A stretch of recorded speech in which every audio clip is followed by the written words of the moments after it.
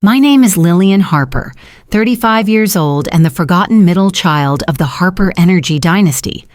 Arriving at our Chicago mansion in Winnetka for Thanksgiving, I noticed Dad checking his phone, obsessively whispering to Mom with unusual excitement.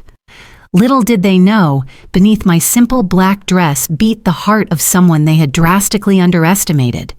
The bombshell Dad was about to drop at dinner would change our family forever, but not in the way he expected. Welcome to Renvenge Zinnia.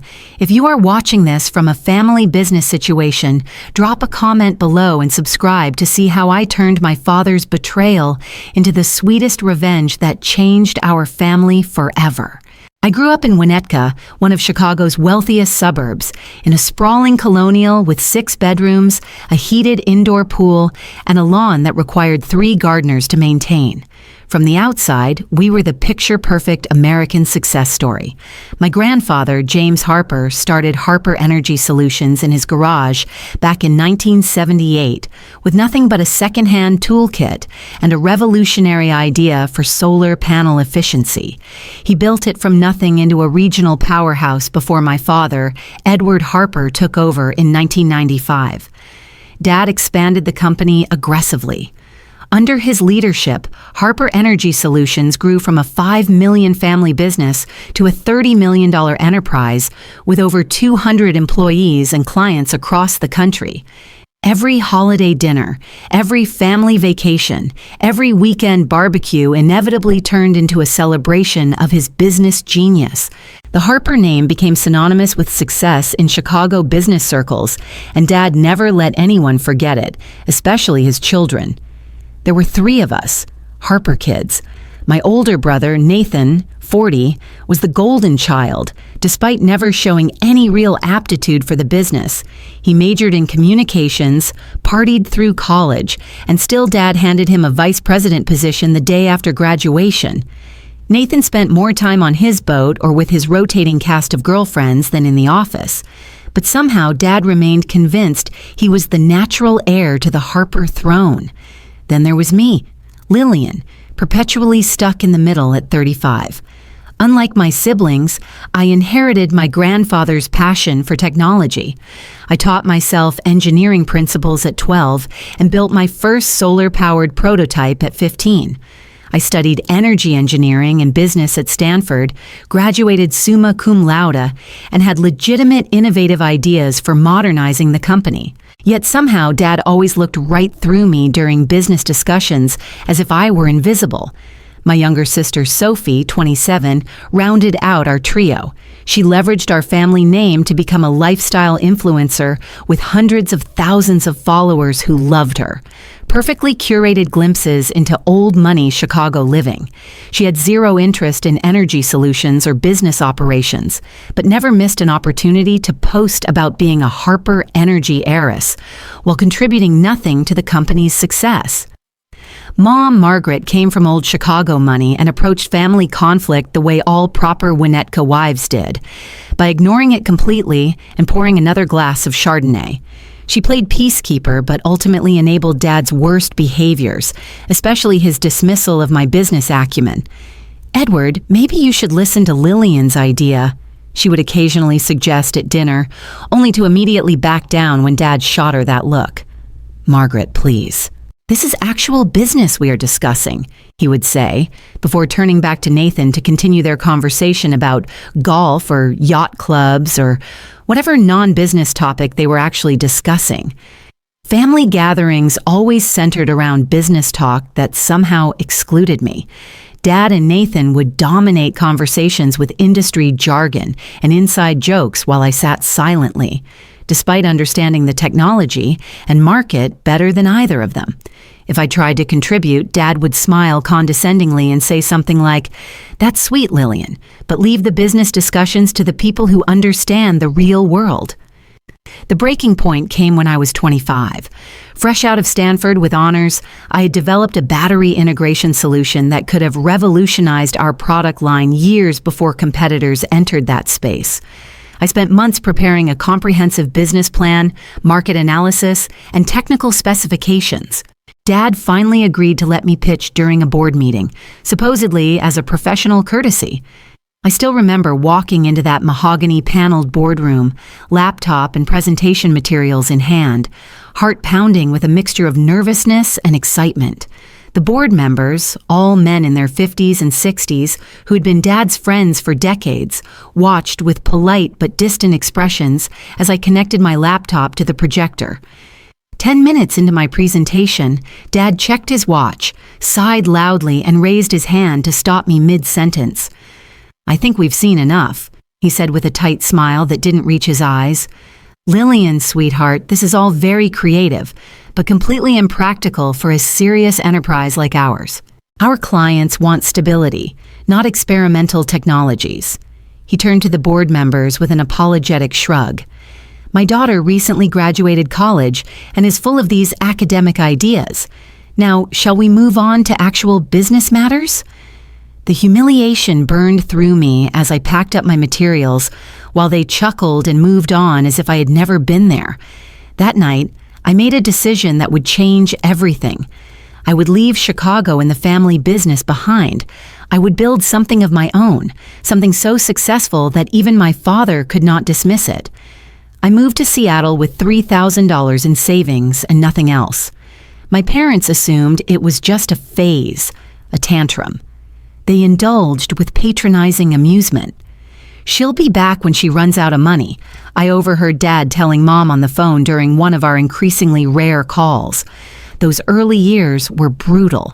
My tiny studio apartment in a questionable neighborhood cost nearly my entire monthly budget. I survived on ramen noodles and coffee, working 80-hour weeks, first at entry-level engineering jobs, then as a freelance developer. Every dollar I could save went into building my own company. I created Harper Innovations under the pseudonym L. Harper. The initials stood for Lillian Harper, but nobody knew that. I wanted my success or failure to be completely disconnected from the Harper name. I started small, developing custom energy solutions for startups, reinvesting every profit. By year 3, I had 10 employees and a real office in Capitol Hill. The breakthrough came when I developed a proprietary battery platform that allowed legacy energy systems to communicate seamlessly with modern renewable grids, ironically similar to what I had pitched to my father years earlier. Venture capital came calling, but I maintained majority ownership, determined to control my destiny. Over the next 7 years, I strategically acquired smaller energy tech companies that complemented our services. Harper Innovations grew to $150 million valuation with offices in 3 cities. Throughout it all, I maintained my pseudonym in all business dealings.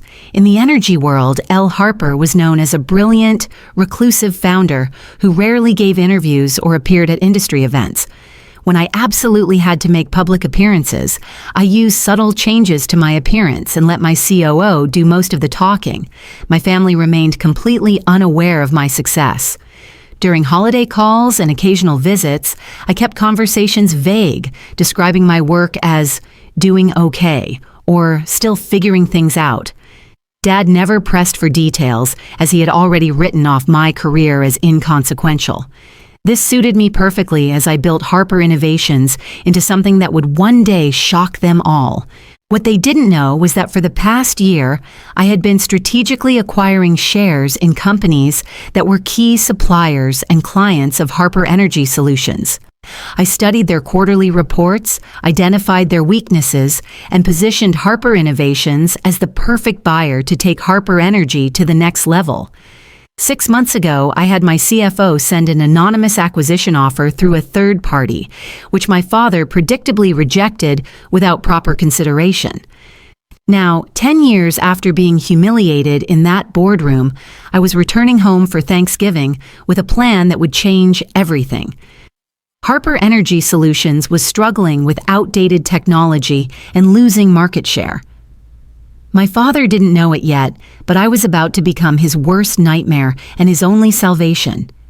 The week before Thanksgiving, I was in my corner office overlooking Puget Sound, finalizing the paperwork for what would be the most important deal of my life. My assistant knocked and entered with my travel itinerary. Your private jet is confirmed for Tuesday at 11 a.m., she said, placing the folder on my desk. Are you sure you don't want to bring your executive team to Chicago for the signing? I shook my head. This is personal. I need to handle it alone. After she left, my phone rang. It was Evelyn, my best friend since those early struggling days when we shared a wall in adjacent studio apartments. Are you really going through with this family Thanksgiving charade? She asked, without preamble after everything they did after 2 years of barely speaking to them. I sighed, spinning in my chair to face the window. I have to be there in person when it happens, Evie. I need to see his face. I remember the last Christmas disaster, she said carefully. Your father announced Nathan's promotion to vice president while you sat there with your unacknowledged Series B funding round. You came back to Washington and didn't speak to them for months. The memory stung. Dad had raised a toast to the future of Harper Energy while looking directly at my brother, who had been too hungover to contribute anything meaningful to the strategy meeting earlier that day. This time will be different, I promised. Everything changes this Thanksgiving. I spent the evening packing, deliberately choosing my wardrobe to make a statement. Gone were the casual clothes my family associated with me. Instead, I packed Armani suits, a Chanel dress for Thanksgiving dinner, Louboutin heels, and the subtle signifiers of success that only the wealthy recognize, a Patek Philippe watch, a Bottega Veneta handbag, small diamond earrings from Tiffany. None of it ostentatious, all of it unmistakably expensive. After years of deliberately downplaying my success around my family, I wanted them to see glimpses of it before the final revelation. Tuesday morning, I boarded the private jet I rarely used, preferring commercial flights despite my wealth. This trip warranted the exception. During the 5-hour flight, I reviewed the contract once more, ensuring every detail was perfect.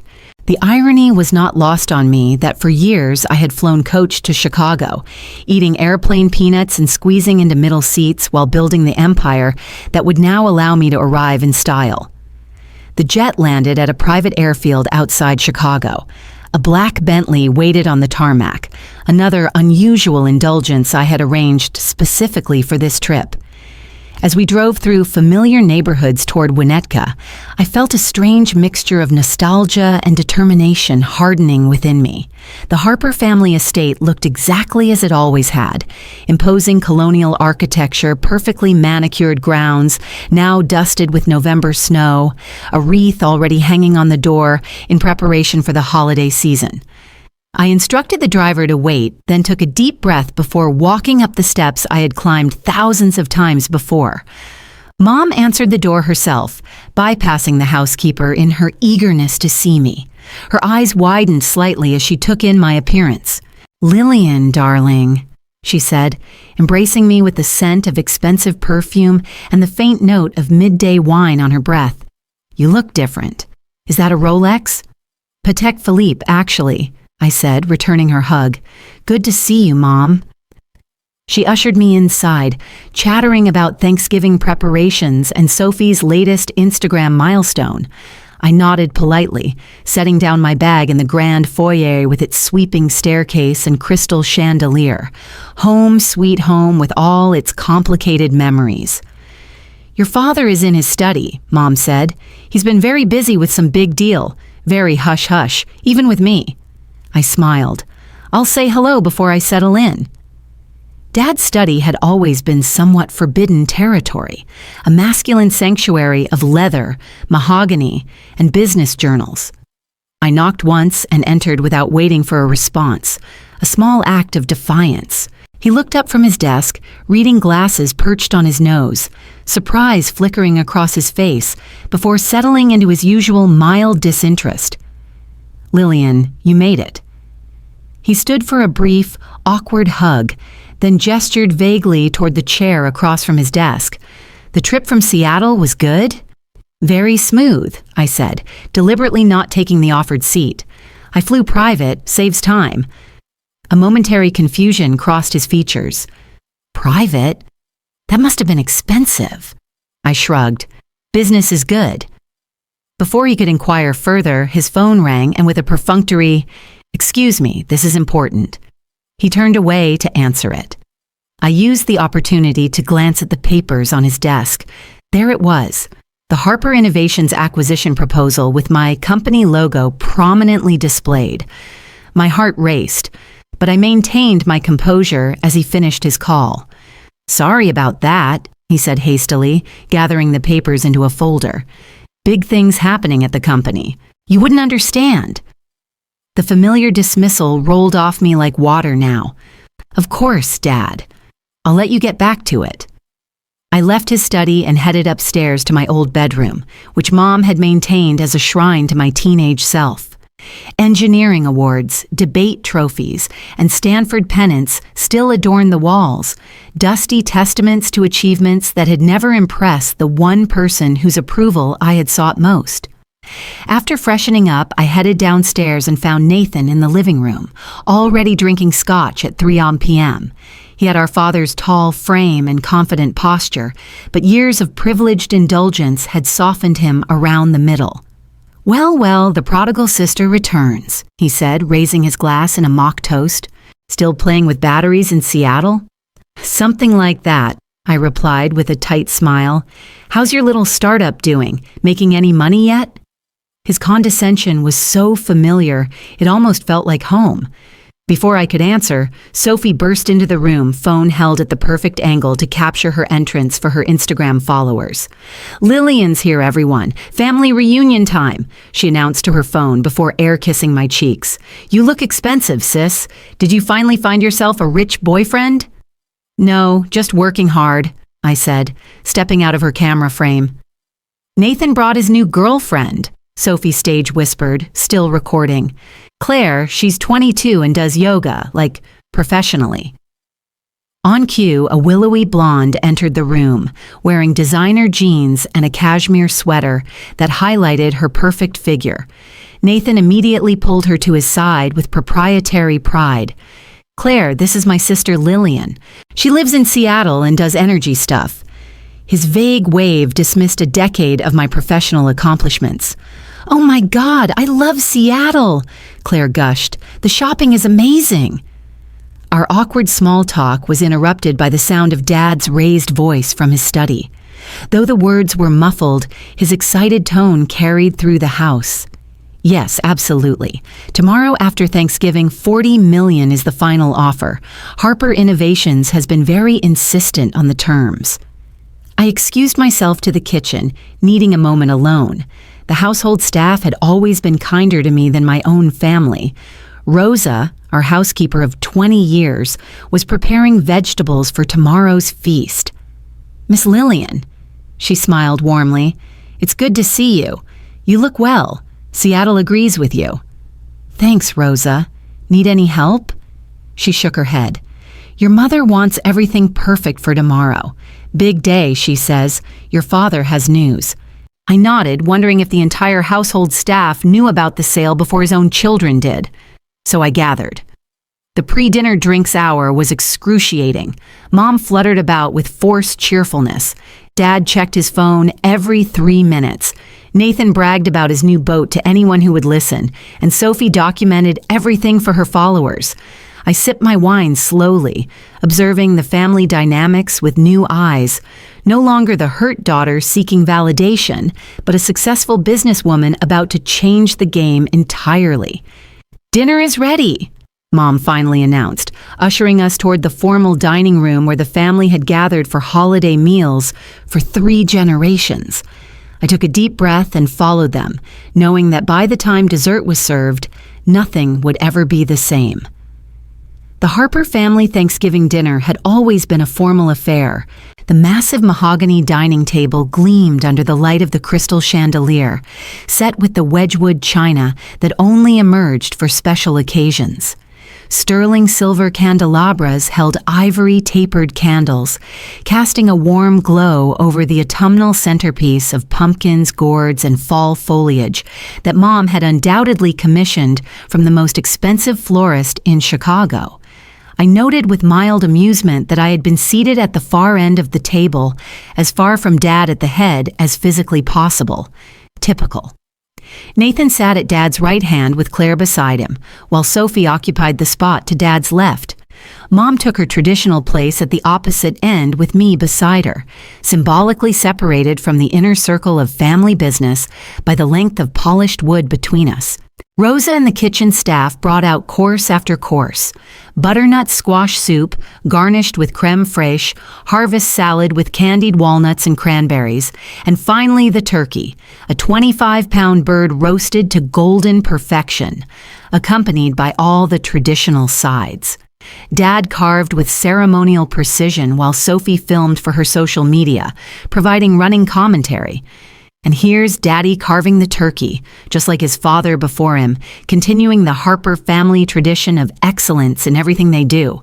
I caught Mom wincing slightly at Sophie's performance before taking a large sip of her wine. By my count, it was her fourth glass since I had arrived. Once our plates were filled, Dad raised his glass for the traditional Harper family gratitude ritual, another performance where we each shared what we were thankful for this year. It had once been meaningful before it devolved into a competitive status report. Nathan went first, as the eldest always did. "I'm thankful for another record-breaking quarter at Harper Energy," he began, though I knew from my research that the company had actually lost market share for the third consecutive quarter, and for my new 42-foot yacht, the Harper Legacy. He squeezed Claire's hand. "And for new beginnings with this amazing woman." Claire giggled and kissed his cheek while Sophie made exaggerated gagging motions when Nathan wasn't looking. Sophie went next, phone still in hand. "I'm so thankful to have reached 1 million followers this year. My collaboration with Luxury Life Cosmetics has been amazing, and I'm grateful to be a Harper and represent our family brand to the world." She beamed at Dad, who nodded approvingly, though he had often complained privately about her frivolous career. When my turn came, I set down my fork and spoke clearly. "I'm thankful for the lessons life has taught me, that sometimes rejection leads to the right path, that persistence matters more than privilege, and that success is the best teacher. I raise my glass to finding your own way." Dad frowned slightly, perhaps detecting something in my tone, but quickly moved on to his own gratitude speech, which predictably centered on the business legacy he had built. Mom offered generic thanks for family and health, her words slightly slurred. Throughout the meal, Dad seemed distracted, checking his phone under the table and occasionally whispering to Mom, whose smile grew increasingly strained.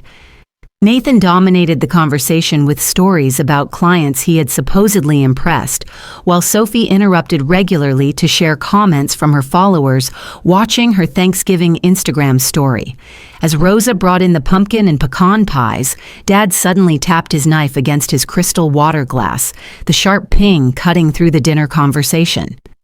"I have an announcement to make," he said, standing at the head of the table with the authority of someone accustomed to commanding rooms, one that affects everyone here.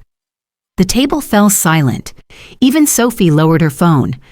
"As you know, I have dedicated my life to building Harper Energy into a leader in our industry. But all good things evolve, and the time has come for change."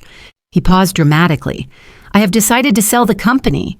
Nathan choked on his wine. "What, Dad, you can't be serious."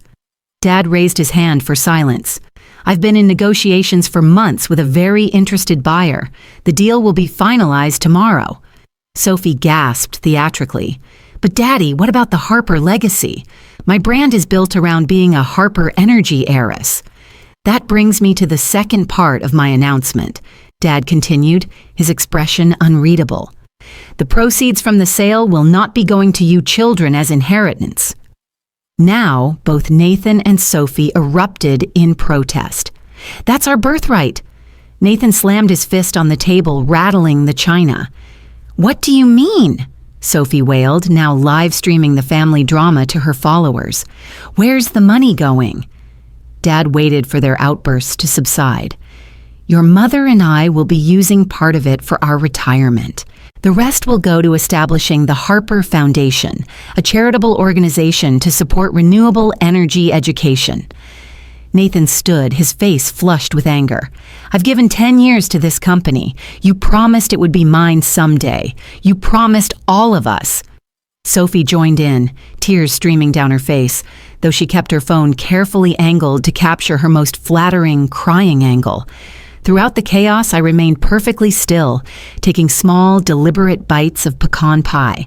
Mom noticed my calm and gave me a quizzical look. "Lillian," she said quietly, "you don't seem surprised." The table gradually quieted as everyone turned toward me, suddenly remembering my presence.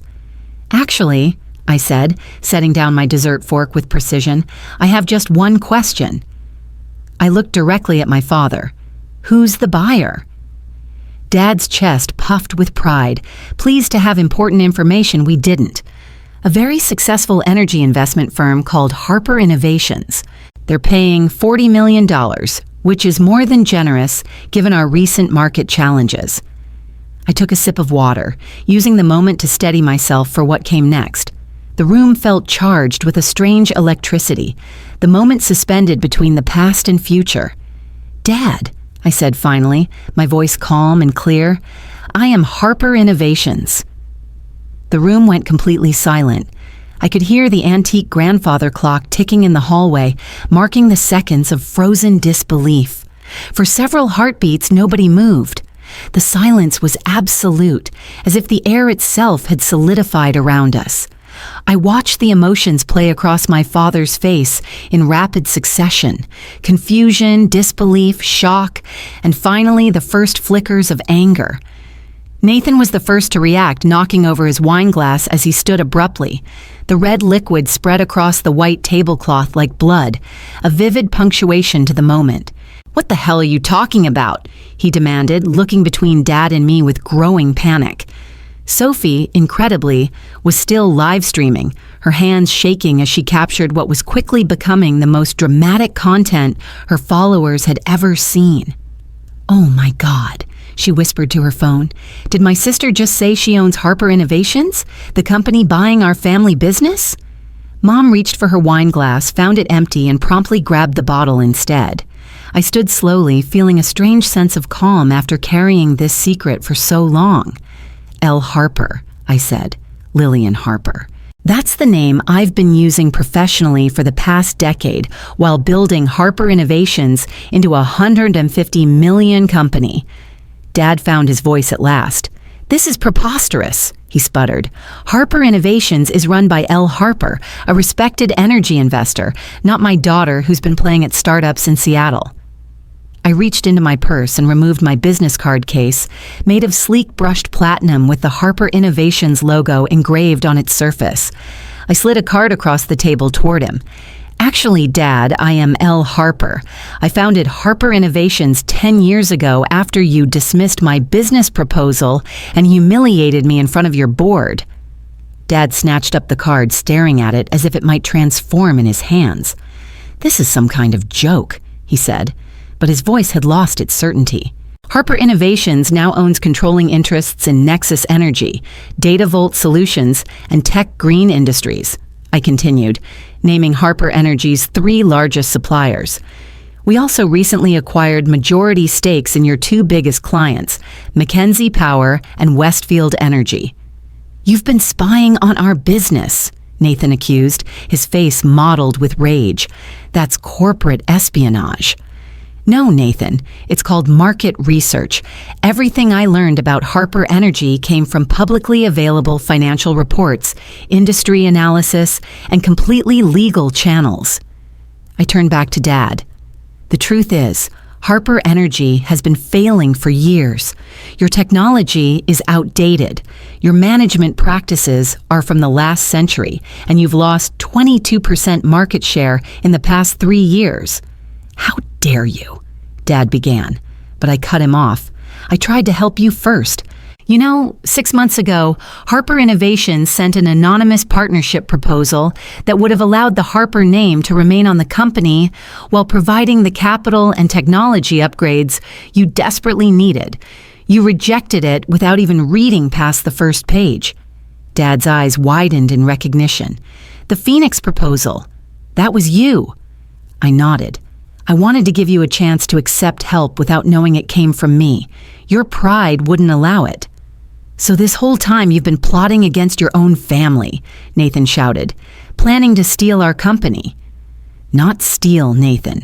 Purchase legally for $40 million, which is honestly more than its current market value. I kept my voice level despite the emotional storm brewing inside me. And let's be clear, this company stopped being our family business the day Dad made it evident that only one child would ever have a meaningful role in it, despite that child's complete lack of qualifications or interest in energy. Sophie finally lowered her phone, the reality of the situation apparently sinking in. "So, you're going to be our boss now?" she asked in a small voice. "Technically, yes," I confirmed, though the current management structure will be completely reorganized. Dad stood abruptly, his chair scraping loudly against the hardwood floor. "This deal is off," he declared. "I won't sell my company to my own daughter as some kind of revenge plot." I shook my head slowly. "The contracts are signed, Dad. The board has approved the sale. The press release goes out tomorrow at 9 a.m. Central Time. Legally, Harper Innovations already owns Harper Energy. I'll fight this," he threatened, though the uncertainty in his eyes told me he already knew I had outmaneuvered him. "My lawyers will—" "Your lawyers have already vetted the deal extensively," I interrupted gently. "They advised you it was the best offer you'd get in the current market. What exactly will you tell them now, that you're upset because the brilliant CEO you've been negotiating with turns out to be your daughter?" Mom spoke for the first time since my revelation, her words slightly slurred, but her gaze surprisingly clear. "All these years, Lillian, all these years you were building this while you thought I was failing," I finished for her. "Yes, exactly." Dad slammed his hand on the table. "You have a choice to make right now, Lillian. You can be my daughter, or you can be the person who took my company. You can't be both." The ultimatum hung in the air between us, so predictable it almost made me sad. 10 years ago, it would have devastated me. Now it merely confirmed what I had always known. "That's where you're wrong, Dad," I said quietly. "I am both. I always have been. You just refuse to see it." Sophie had started crying in earnest now, mascara tracking down her perfectly contoured cheeks. "What happens to us, to our trust funds, our positions?" "That depends," I answered honestly, "on whether you want to actually work for the company or just claim its benefits." Nathan pointed an accusing finger at me. "You planned this for Thanksgiving deliberately, didn't you? To humiliate us in front of the whole family." "I planned it for Thanksgiving because I knew everyone would be here," I corrected him. "And because 10 years ago at Thanksgiving dinner, Dad announced that he was promoting you to vice president, despite your complete lack of qualifications, while telling me my degree from Stanford and 3 years of engineering experience wasn't enough to warrant even an entry-level management position." Dad's face flushed at the reminder. "That was different. Nathan is my son, my firstborn." "And there it is," I said softly. "The real reason I was never given a chance.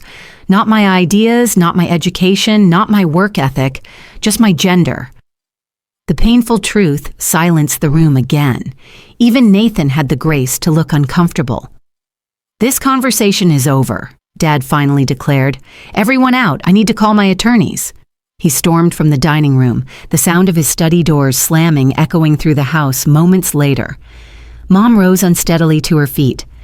"I should go check on him," she murmured, though she paused beside my chair.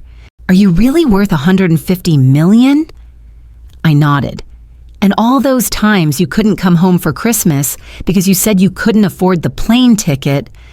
I was running a company, Mom, and I needed you all to keep underestimating me."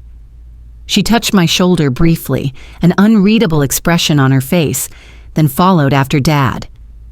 As the dining room emptied, I remained seated, looking at the abandoned Thanksgiving feast around me. The turkey had grown cold, the candles burned low, and the family I had once desperately wanted to impress had scattered in shock and anger. It should have felt like victory. Instead, a hollow ache spread through my chest as I realized that while I had finally earned their attention, I was further than ever from earning their understanding. I retreated to my childhood bedroom as the house descended into chaos below. Through the floor, I could hear Dad shouting on the phone, presumably to his lawyers, while Mom's placating tones rose and fell in counterpoint. Occasionally, Nathan's angry voice would join the cacophony, followed by Sophie's dramatic wailing. My old room remained frozen in time, a museum to the person I had been. The twin bed with its navy blue comforter, the desk where I had spent countless hours designing energy systems and dreaming, the bookshelves lined with engineering textbooks, and the few fantasy novels I had allowed myself as rare indulgences. Engineering awards and academic medals gathered dust on the shelves, achievements that had never impressed the one person whose approval I had sought most. I ran my fingers along the spines of my old journals, pulling one out at random. Inside were detailed business plans, battery design sketches, and notes for the very energy integration platform that had eventually become Harper Innovation's flagship product. The irony was not lost on me that everything I had built had begun right here in the room where I had felt most invisible. A sharp knock on the door interrupted my thoughts. I opened it to find Nathan, his tie loosened and face flushed with either anger or alcohol, possibly both. "We need to talk," he said, pushing past me into the room without waiting for an invitation. I closed the door and leaned against it, arms crossed. "About what, Nathan? How I ruined your Thanksgiving? Or how you plan to inherit a company you helped run into the ground?" "You think you're so clever?" he hissed, pacing the small space like a caged animal. "Little Lillian with her batteries and her secret identity. Did you enjoy lying to our faces all these years?" "About as much as you enjoyed taking credit for my ideas," I replied evenly. "Remember when I suggested Harper Energy should move to advanced battery solutions 6 years ago during Christmas dinner? Dad dismissed it as trendy tech jargon, but somehow, 3 months later, you presented the exact same concept as your own strategic vision." Nathan stopped pacing, his expression darkening. "I was the one who stayed. I was the one who put in the time at the company while you ran off to Seattle to prove some point." "You put in time, yes. But what did you actually contribute, Nathan? Besides expenses on the company credit card for client dinners at strip clubs and a corner office you used primarily for naps between hangovers." His face contorted with fury. "You don't know what you're talking about. I brought in the Westfield account." Westfield came to Harper Energy because I personally reached out to their CTO as L. Harper and recommended your services as part of my long-term acquisition strategy, I informed him. "And I know exactly what I'm talking about because I've been auditing the company remotely for the past year as part of my due diligence, including the financial records you thought were only accessible on the local server." The color drained from his face. "What are you saying?" "I know about the $200,000 you embezzled through fake vendor accounts, Nathan. I know about the phantom consulting fees that went directly to your personal offshore account. I know everything." He took a threatening step toward me. "You can't prove any of that." "I have transaction records, account numbers, and IP logs showing the falsified entries came from your office computer on days when only you were present in the building." I held his gaze steadily. "I'm not planning to pursue criminal charges, Nathan. That would hurt the company during the transition, but don't test me." "You," he whispered, hands clenching into fists at his sides, "you would destroy your own brother." "I would hold accountable a thief who happens to be related to me," I corrected him. "There's a difference." We stood in tense silence until he finally turned away. "This isn't over," he warned, yanking open the door. "Actually, it is," I said to his retreating back. "You just don't realize it yet." I had barely closed the door when another knock came. This time, it was Sophie, her makeup freshly touched up, despite the tear tracks still visible on her cheeks.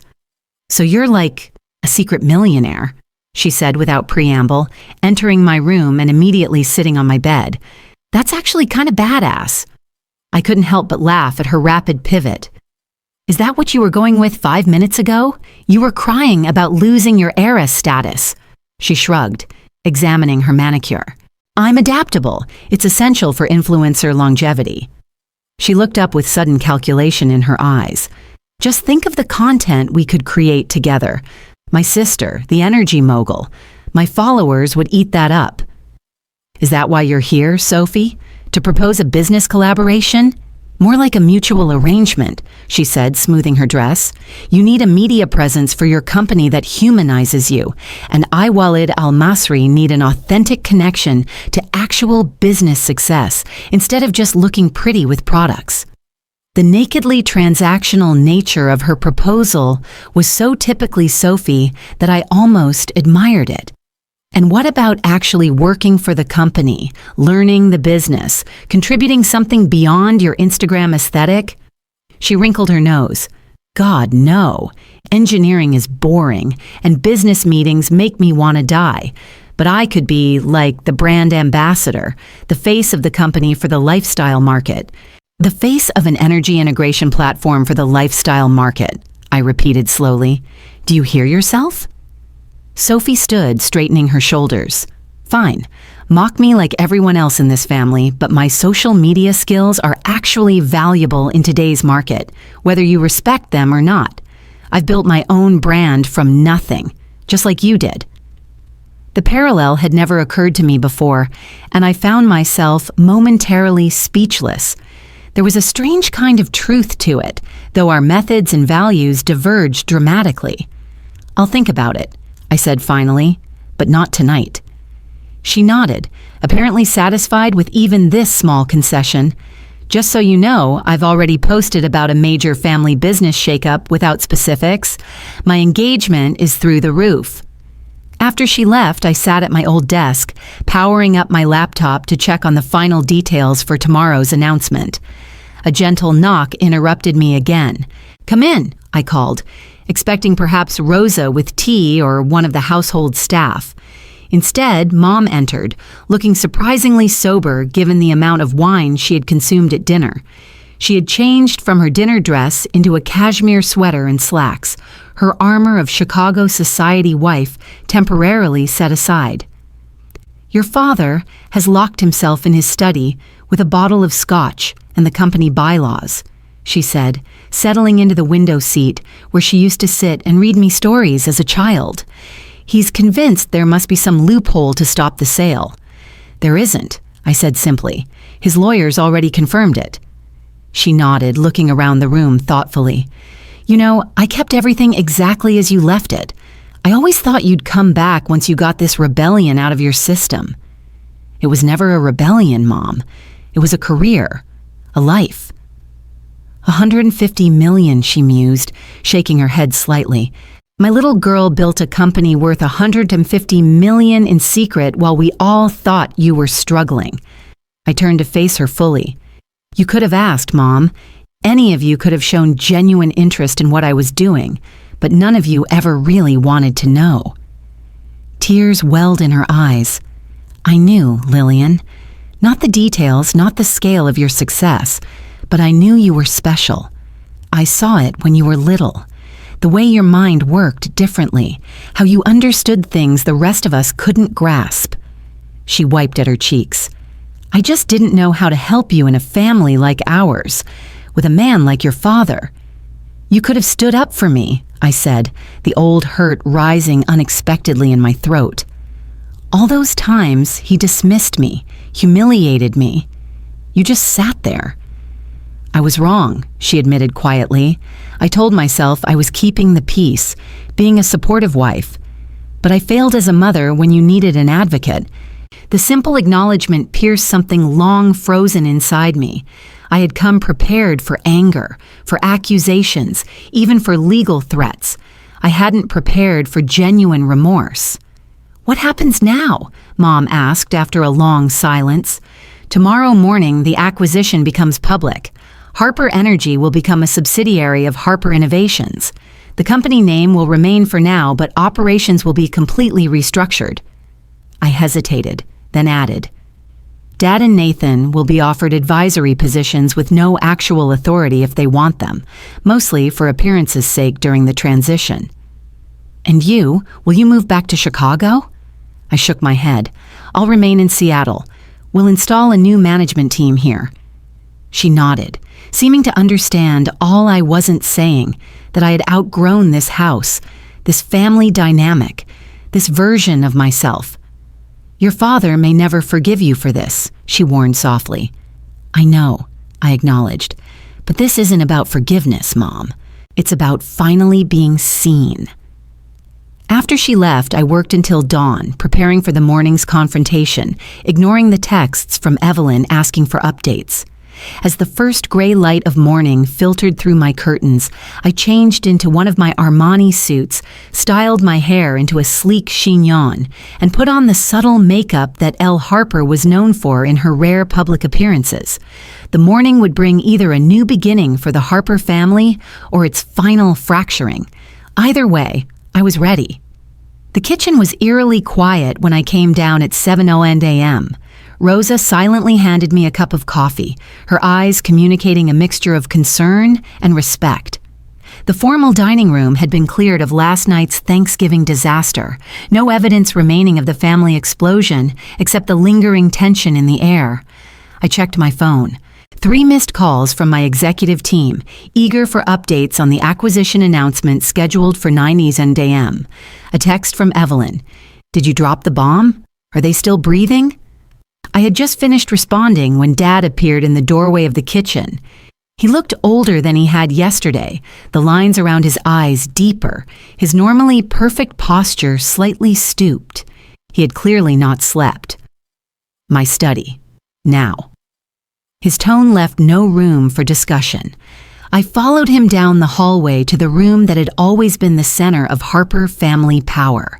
The wood-paneled walls were covered with framed accolades, business journal covers featuring Dad, industry awards, photos with politicians and celebrities.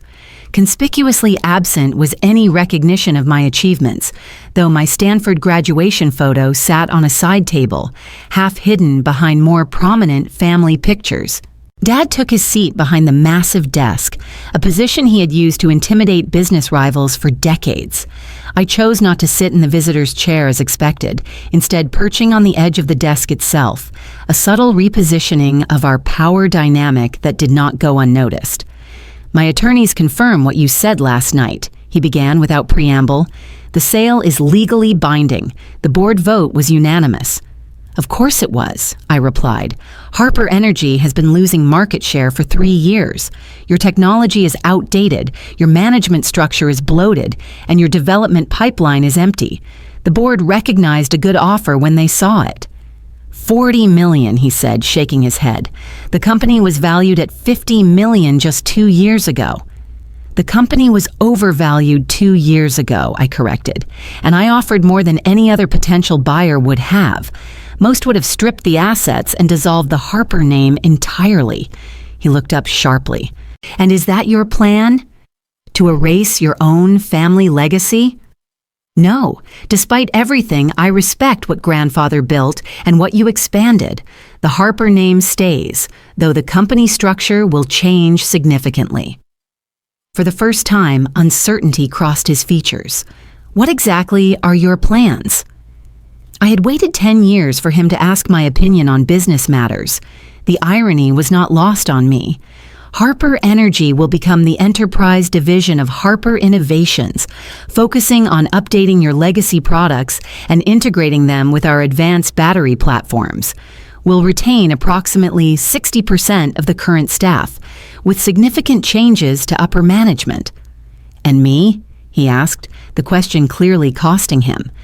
You'll be offered a position as chairman emeritus, no operational authority, but you'll maintain an office and can advise on client relationships during the transition. His jaw tightened. A figurehead role. A respected advisory position, I countered, with full benefits and a generous compensation package. He stood abruptly, walking to the window that overlooked the immaculately maintained garden. For a long moment, he said nothing, his back to me as he stared out at the property that generations of Harper success had built. How did you do it? He finally asked, his voice quieter. Build something that valuable when you had nothing, no connections, no startup capital. I had my education, I reminded him. The one thing you couldn't take from me, and I had tremendous motivation to prove you wrong. He turned back to face me. I expected you to fail. Everyone does, fail. 90% of startups never make it past the first 3 years. I thought... He hesitated, seeming to struggle with the words. I thought I was protecting you from inevitable disappointment. By ensuring I never got the chance to try, I raised an eyebrow. That's not protection, Dad, that's control. He flinched slightly at the accusation. Perhaps. I built this company from what my father started, expanded it 10 times over. I thought I knew best. But you didn't, I said simply. You were wrong about me. Wrong about the direction of the industry. Wrong about Nathan being the natural successor. At the mention of my brother, Dad's expression darkened. Nathan may have his flaws, but he's been loyal to this company. Nathan has been embezzling from the company for at least 3 years, I informed him bluntly. I have all the documentation. That's part of why I moved now, before he could do more damage. Dad sank back into his chair, the shock of this new revelation apparently too much to process while standing. That can't be true. $200,000 siphoned through fake vendor accounts. The evidence is irrefutable. Why would he need to steal? He makes a generous salary, has a trust fund. Gambling debts, I said. Sports betting mostly, from what I can tell. Dad buried his face in his hands briefly before looking back up, suddenly appearing every one of his 65 years. So both my son and my company were failing, and I was too blind to see either. The naked vulnerability in his admission caught me off guard. I had expected more anger, more accusations, not this broken acceptance. Not blind, I said, softening my tone slightly, just looking in the wrong direction. A long silence stretched between us, filled with decades of misunderstanding and missed opportunities. When he finally spoke again, his voice had changed, the arrogance replaced with something approaching genuine curiosity. How did you do it? He asked. Really? No connections, no investors who knew the Harper name. How did you build something so successful? I considered deflecting. But there was something in his question that seemed sincere for the first time in our relationship. I started small, I explained, freelance development work to build capital. Then I created a proprietary battery platform that solved a problem every energy company has, connecting legacy systems with modern renewable architecture. It was actually based on the proposal you dismissed when I was 25. A flicker of recognition crossed his face. The one with the battery solution. I nodded, surprised he remembered even that much. Yes, I refined it, made it more adaptable, used it to attract our first major clients, reinvested every profit, lived in a studio apartment eating ramen for 3 years to keep overhead low, built a team of brilliant people who believed in the vision. Without the Harper name to open doors, he mused. Because of that, in some ways, I corrected, being underestimated is a powerful position if you know how to use it. No one saw me coming. He almost smiled at that. Clearly not. Another silence fell, but different now, less hostile. I checked my watch. The press release goes out in 45 minutes. We should discuss next steps. What about Nathan and Sophie? He asked. Nathan will be offered a choice. Resign quietly with a reasonable severance or face potential legal consequences for the embezzlement. Sophie, I paused, considering. Sophie actually made a compelling case last night for serving as a brand ambassador. Her social media skills are legitimately valuable in the right context. Dad looked genuinely surprised. You'd keep them involved after everything? This was never about destroying the family, Dad. It was about claiming my place in it on my terms. He nodded slowly, his gaze dropping to the papers on his desk, then rising again to meet mine with unexpected directness.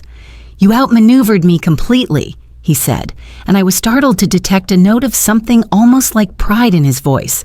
Your grandfather would have been impressed. Coming from him, it was as close to approval as I had ever received. I felt a complicated emotion rising in my chest. Not quite vindication, not quite forgiveness, but something hovering in the space between. I learned from watching you, I acknowledged, even when you didn't think I was paying attention. He extended his hand across the desk. So, Chairman Emeritus. I took his hand, sealing the first professional agreement we had ever made as equals. Welcome to Harper Innovations, Dad. 6 months after that fateful Thanksgiving, I stood in the newly renovated headquarters of Harper Energy Innovations. The former Harper Energy building had been transformed with open workspaces, state-of-the-art technology, and a collaborative environment that respected the company's history while embracing its future. My role as CEO of Harper Innovations meant I split my time between Seattle and Chicago, overseeing the integration of the two companies and the evolution of our expanded product line. The transition hadn't been easy, but it had been more successful than even my optimistic projections had anticipated. Dad had surprised everyone by embracing his Chairman Emeritus role with unexpected grace.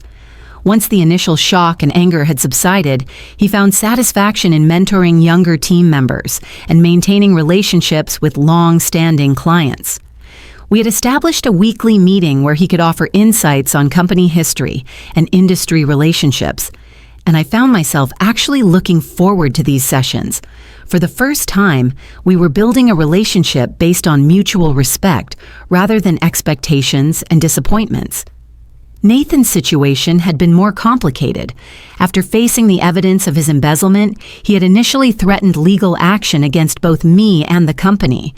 Eventually, cooler heads prevailed when he realized his options were limited. He accepted a conditional offer, repayment of the stolen funds, resignation from his executive position, and enrollment in an MBA program if he wanted any future role in the business. To my surprise, he chose education over exile and was now halfway through his first semester, calling occasionally with genuine questions about business strategy.